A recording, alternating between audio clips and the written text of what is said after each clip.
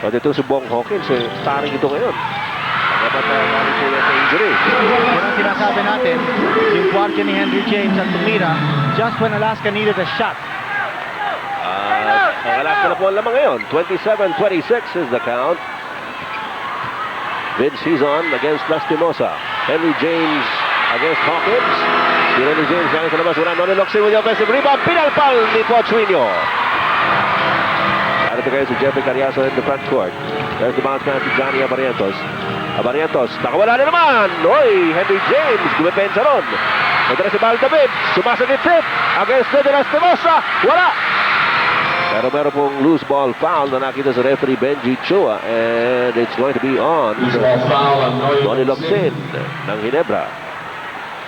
First personal on Nonny Locsin, and as we said, Ginebra already in the penalty. Kaya at magkakaroon po ng free throws para sa Alaska.